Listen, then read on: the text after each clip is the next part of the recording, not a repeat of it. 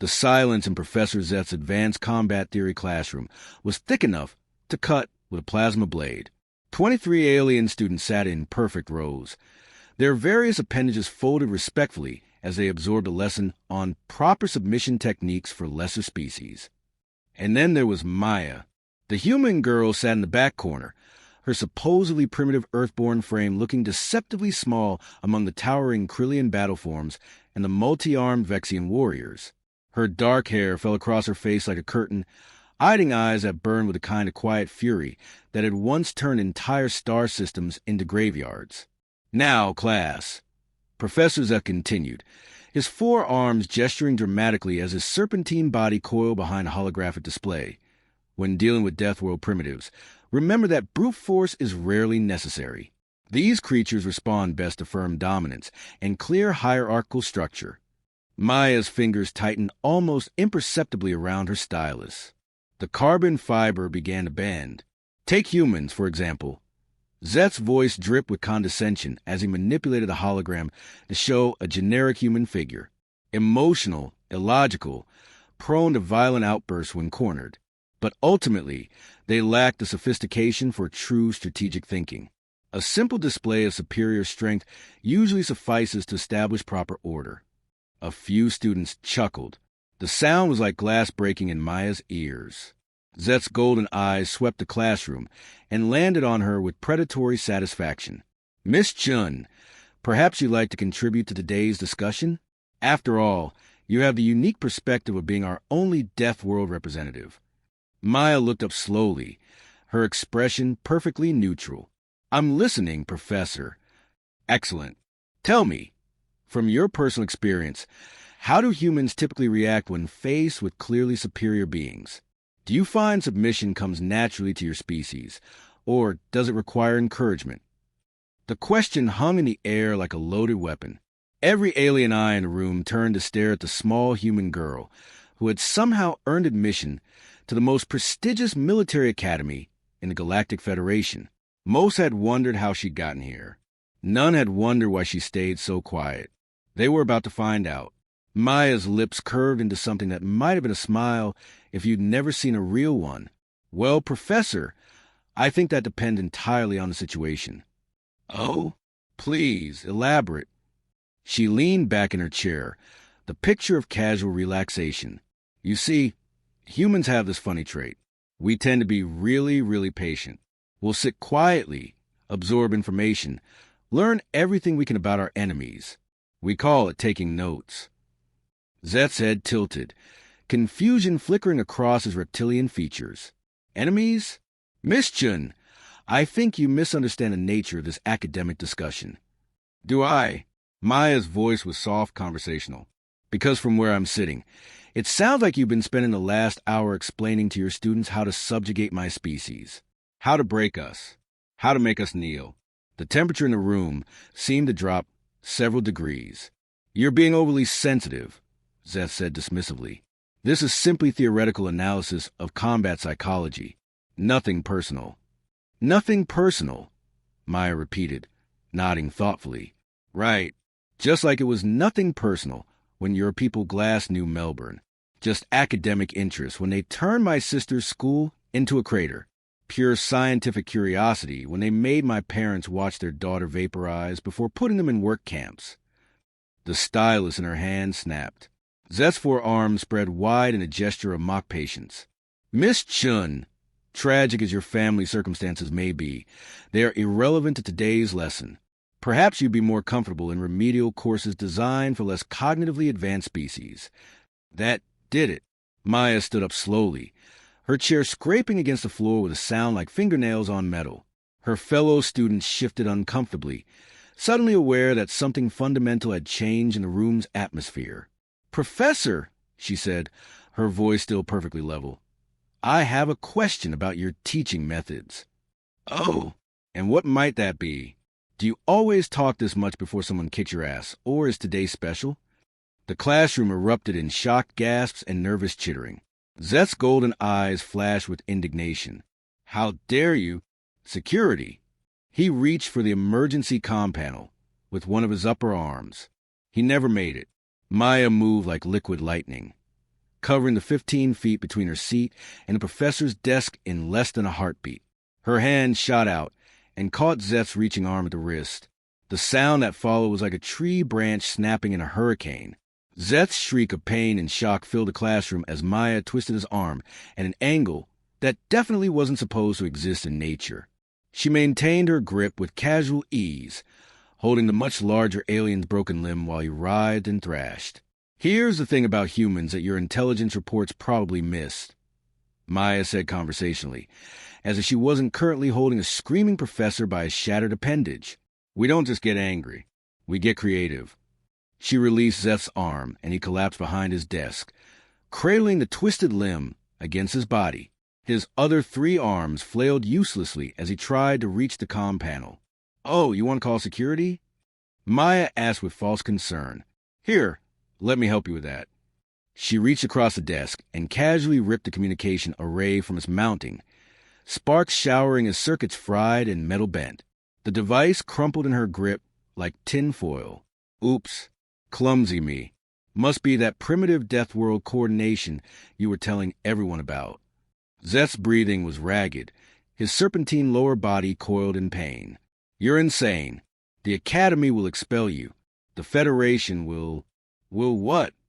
Maya interrupted, perching on the edge of his desk with deceptive casualness. "Send me back to Earth? Oh, wait. There isn't much of Earth left to send me back to. Is there? Your people made sure of that." She leaned closer, and for the first time, Zeth saw what was really burning behind those human eyes. It wasn't just anger. It was something far more dangerous. It was patience finally running out. "You want to know how humans react when faced with clearly superior beings?" Maya's voice dropped to a whisper that somehow carried to every corner of the silent classroom. "We study them. We learn their weaknesses. We integrate into their societies, their schools, their military academies. We sit quietly in their classrooms and let them lecture us about our own inferiority." She stood up and walked slowly around the desk, her footsteps echoing like gunshots in the absolute silence. "We take detailed notes on their combat doctrines, their ship designs, their command structures. We memorize the locations of their homeworlds and their manufacturing centers. We catalog every slight, every insult, every casual mention of turning our families into ash." Zeth tried to back away, but found himself pressed against the wall, his broken arm hanging useless at his side. "And then," Maya continued, now standing directly in front of the cowering professor, "when we've learned everything we need to know, when we've earned their trust and gained access to their most sensitive information, when they've forgotten that we're supposed to be the dangerous ones." She smiled, and it was the most terrifying expression any being in that room had ever witnessed. "We remind them why our planet is called a Deathworld." The classroom door burst open, and 3 Krillian security guards rushed in, plasma rifles raised. They took in the scene.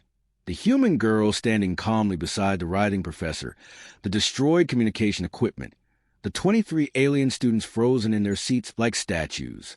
"Freeze!" the lead guard barked. "Step away from the professor." Maya turned to face them, her hands raised in apparent surrender. "Officers! Thank goodness you're here.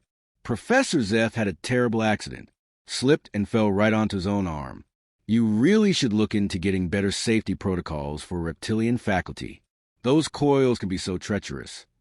The guards exchanged confused glances. The professor was obviously injured, but the human girl seemed perfectly calm and cooperative. There was no obvious weapon, no signs of struggle beyond the damaged equipment. "Is this true, Professor Zeth?" the lead guard asked. Zeth opened his mouth to speak, but Maya's voice cut through first. "Oh, he's probably in too much pain to talk coherently right now. Shock, you know. But don't worry. I'm sure once the medical team gets here and gives him something for the agony, he'll remember exactly what happened." Her tone was helpful, concerned, completely innocent, but her eyes never left Zeth's face, and the message was crystal clear. Choose your next words very, very carefully. Zeth's mouth worked soundlessly for a moment. Then, in a voice barely above a whisper, he managed, "Accident. It was an accident. There, you see?" Maya beamed at the security guards. "Just an unfortunate mishap. Though I have to say, Professor, you might want to be more careful in the future. Deathworld humans have excellent reflexes. Sometimes we react to sudden movements without thinking. Purely instinctive, you understand. The medical team arrived within minutes, carefully loading the still whimpering Zeth onto a hover stretcher. As they prepared to wheel him out, Maya called after them, "Professor, don't forget to rest up. I'm really looking forward to next week's lesson on advanced intimidation tactics. I have so many questions." Zeth's eyes went wide with terror before the medical team carried him through the door. Maya turned back to her classmates, who were still sitting in stunned silence. She gathered her belongings with the same casual efficiency she'd used to demolish their instructor's arm. "Well," she said brightly, "I guess class is dismissed early today. Don't forget to do the reading for next week. Everyone." Chapter 7. Why underestimating your enemy is the last mistake you'll ever make. She headed for the door, then paused and looked back. "Oh, and if anyone wants to study together, I'm in the library every evening.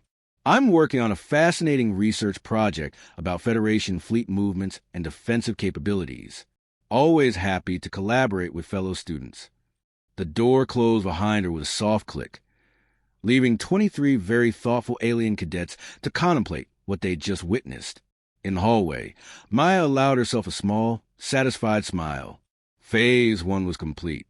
Professor Zeth would be more careful with his words from now on, and word would spread quickly through the academy about the accident in combat theory class.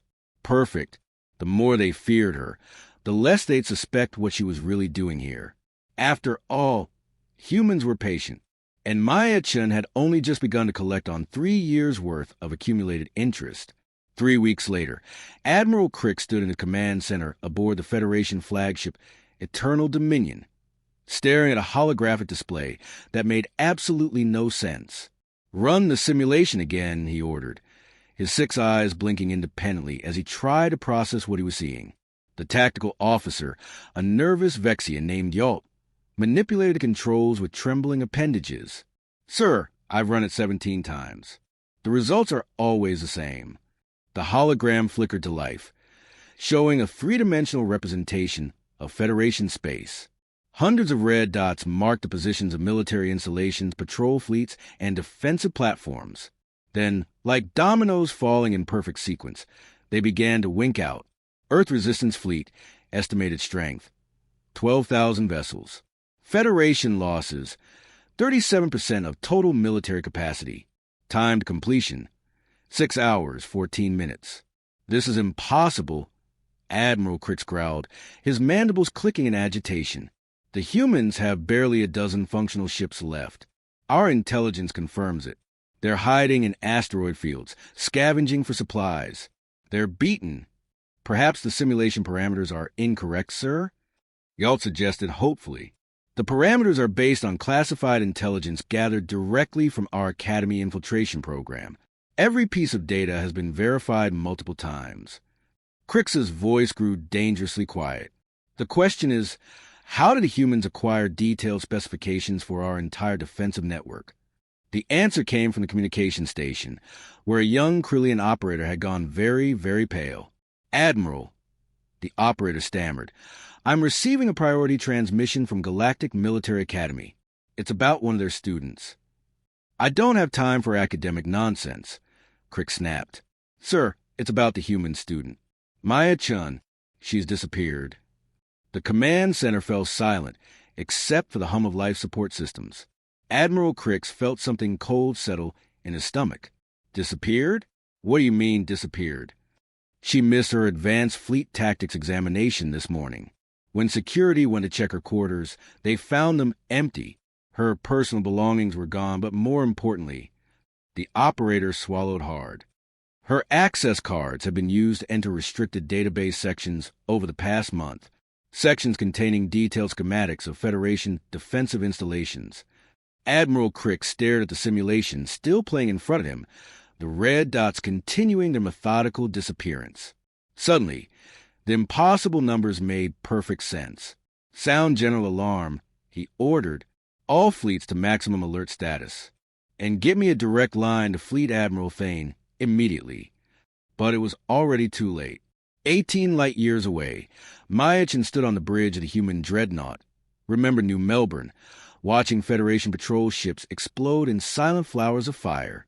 The ship had been built in secret over the past 2 years, constructed from salvaged materials and powered by pure human stubbornness. Target destroyed, reported Lieutenant Commander Sarah Kim from the weapons station. That's the last of the outer sensor network. Excellent. Signal the fleet. Begin Phase 2. Around them, the remainder of humanity's military force dropped out of hyperspace in perfect formation. 12,000 ships, each one a testament to human engineering and human rage. They'd been hiding, yes, but not cowering, building, planning, waiting for the right moment to remind the galaxy exactly why Earth had been classified as a death world. Captain, called a communications officer, we're receiving surrender broadcasts from 17 Federation outposts already. They're requesting terms. Maya's smile was sharp enough to cut steel. Terms? How thoughtful of them. Patch me through to the general fleet frequency. She stepped forward as a calm officer nodded, her voice carrying to every human ship in the task force. Attention, Earth Fleet. You've all read the intelligence reports I gathered during my time at the Academy. You know their ship classifications, their weapon capabilities, their command protocols. More importantly, you know their weaknesses. Today, we don't fight for territory or resources. We fight for every human child who never got to grow up. We fight for every parent who died defending their homes. We fight for Earth herself.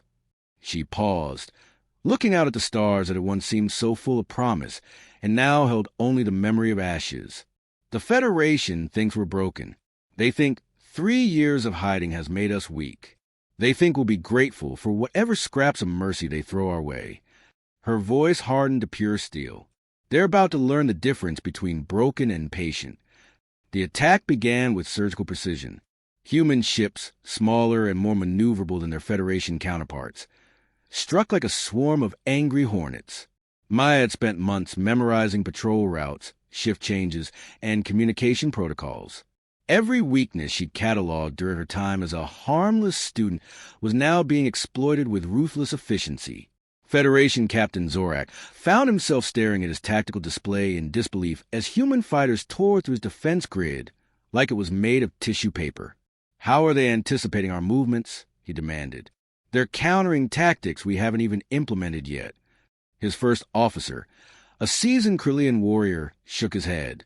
Sir, they're not reacting to our tactics. They already know what we're going to do. It's like they have our operational manuals. They did, of course. Maya had photographed them during her study sessions in the Academy library. The battle for the Centauri Defense Station lasted exactly 14 minutes. The humans had studied the station's design for months, identifying structural weaknesses and optimal attack vectors. When Maya's personal fighter screamed through the station's shield grid at impossible angles, targeting the power coupling she'd memorized from stolen blueprints, the massive installation folded like origami. Centauri Station neutralized, she reported to the fleet. All personnel evacuated successfully, moving to secondary objectives. That was another thing the Federation hadn't expected. Humans, despite their reputation for violence, were remarkably reluctant to commit unnecessary slaughter. They disabled life support, destroyed weapon systems, and crippled engines while leaving escape pods functional. It was warfare with precision that spoke of careful planning rather than blind rage. Admiral Crix received the reports in his command center with growing horror. 73 installations destroyed or disabled. Minimal casualties among Federation personnel, but complete loss of military infrastructure. Sir, they're not trying to kill us. They're trying to cripple us. How many ships have we lost? 4,700 and counting. But, sir, that's not the worst part. Crix looked up from the tactical display. There's a worse part? The humans are broadcasting surrender terms on all frequencies. They're demanding the return of all human prisoners, compensation for Earth's reconstruction, and formal Federation recognition of human territorial sovereignty. Surrender terms? They're demanding our surrender? Yes, sir, and they're giving us 12 hours to comply. Admiral Crick stared at the display, showing red indicators spreading across Federation space like a plague. A single human girl had walked into their most secure academy, smiled politely at their professors, taken careful notes during their lectures, and stolen enough information to plan the perfect military campaign. "Sir," his communications officer called out, "we're receiving a personal message for you. Audio only." The sender identifies herself as Captain Maya Chen, Earth Resistance Fleet. Put her through. The voice that came through the speakers was young, female, and absolutely without mercy. "Hello, Admiral Crix. I don't believe we've been formally introduced, though I'm sure you've read my file by now. I wanted to personally thank you for funding my education at the Galactic Military Academy. The tactical training was exceptional, and the access to classified databases was extremely helpful for my research project." Crix found his voice. "What do you want, human?" "What I've always wanted. Justice. You see, Admiral, your people made a fundamental error in judgment. You assumed that because you could destroy our world, you had defeated our spirit. You thought that survivors would be grateful just to exist. You forgot that humans don't just survive. We adapt.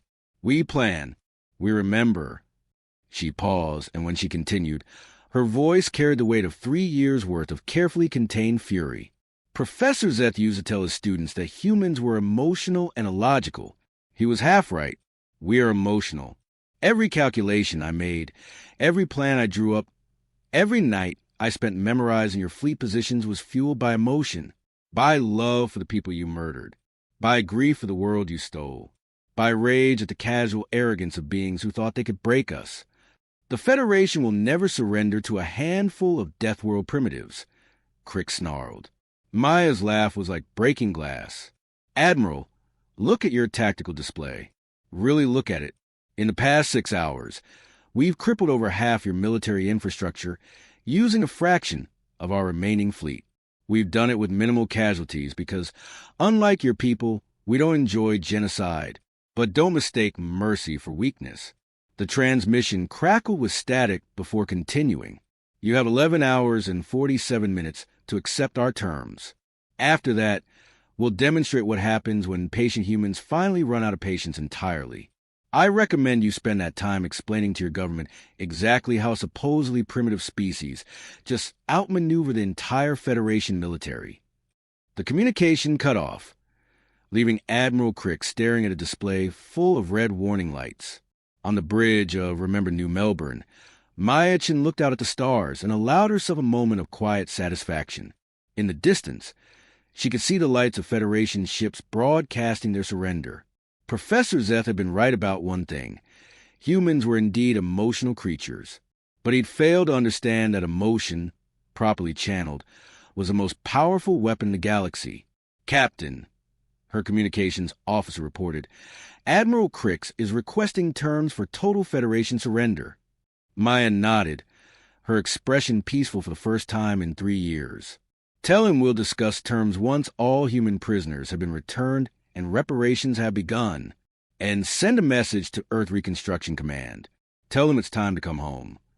The girl who had sat quietly in class, taking careful notes while her instructors explained how to break her species, had just broken an entire galactic empire without leaving her chair. Sometimes the most dangerous weapon was simply knowing when to stop being patient